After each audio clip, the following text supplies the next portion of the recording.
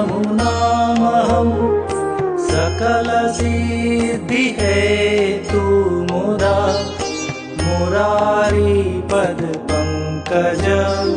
स्फुरदमन्दरेणोत्कटां तटस्थनवकानन प्रकटमोदपुष्पाम्बुना सुरासुरसुपूजिता स्मरपितुः श्रियं बिभ्रतिं कलिन्दगिरिमस्तके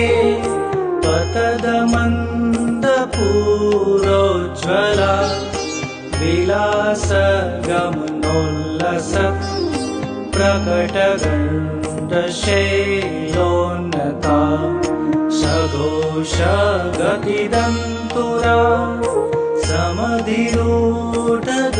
समधिरूढदोलोत्तमा मुकुन्दरतिवर्धिनी जयति पद्मबन्धुसुता भुवं भुवनपावनी